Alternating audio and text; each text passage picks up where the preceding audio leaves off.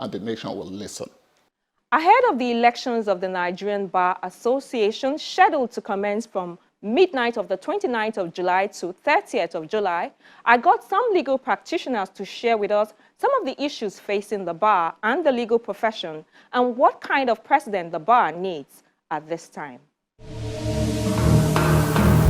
As the Umbrella Association, housing all lawyers called to the Nigerian Bar Association is yet to attain its full potential or play its vital role in nation building by religiously upholding the rule of law, ensuring good governance, always protecting human rights, and safeguarding the interests of Nigerian lawyers. In my view, the only way that we can succeed in attaining our goals as an association is by choosing the right leadership to steer our great ship, a ship which is full of potential.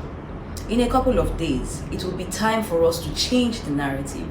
Let us pick the leader who has a proven track record of accountability. We need a leader, or we should yearn for a leader who will uphold the rule of law at all times and in all circumstances, even against popular demands. We require a leader who would ensure a bar that caters for all its members, regardless of age at the bar or rank.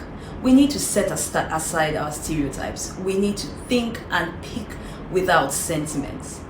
The president of the Nigerian Bar Association should be a person who can identify with the various categories of lawyers who constitute Nigerian Bar Association, be they the young lawyers, the female lawyers, the lawyers with disabilities, and what have you.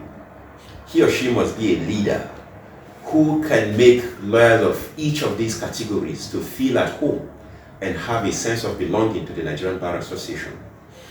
And the president of the Nigerian Bar should also be in touch with the current digital world, because we just can't afford to be running an analog legal practice in a digital era. And the president of the Nigerian Bar Association should have the charisma, the audacity, and the moral and legal standing to challenge bad governance. The NBA is by far one of the most organized associations in the world, and the leadership of the Noble Association must first and foremost work towards uniting all barmen. Cases of factional leadership in the NBA should not arise in any part of the country. Secondly, the welfare of all barmen must be a priority to the leadership of the NBA. The young lawyers are the most vulnerable as far as the issue of welfare is concerned. The leadership must ensure that young lawyers are adequately paid their entitlements by their employers.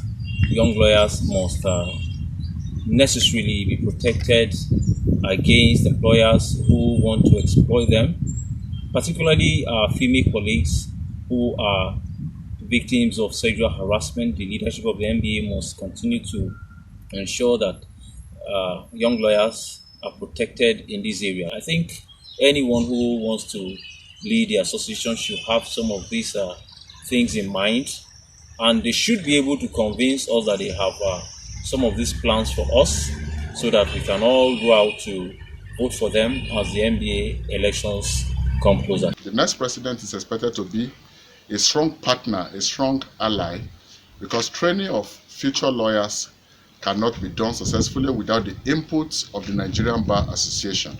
In the area of mentoring, that is sending our students on externship to learn from law firm, to learn from the courts, there must be that synergy between the legal profession and the outside world. And the NBA is the mouthpiece of the legal profession to the outside world. Also, in terms of infrastructural overhauling and funding, the law school, the universities, faculties of law ought to be properly funded.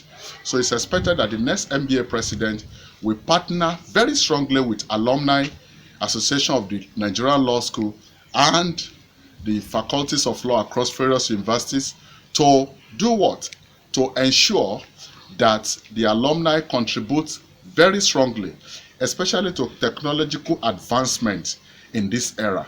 We are getting to a new normal now, and this new normal can be successful only if infrastructural facility and technological equipment and mobilize en masse into our various law schools and law faculties. We need a bar that is responsive to the yearnings and aspirations of Nigerians.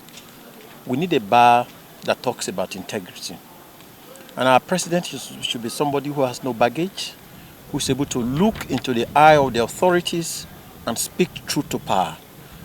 The bar has been the bastion of democratic precepts in Nigeria, and we have lost that for some time. So I believe that the person who should occupy the office of the president of the Nigerian Bar Association should be a no-nonsense man. Should be somebody who should be an activist, ready to galvanize lawyers across the country, across tribes, across religions, and be able to insist on respect for the judiciary, be able to insist on autonomy for the judiciary, be able to insist on proper financing for the judiciary. It should be a lawyer who should checkmate the abuses of our colleagues in terms of processes of law. It should be a lawyer that should ensure that there's discipline within the bar, and that when we say we are fighting corruption, it's truly fighting corruption. And just before we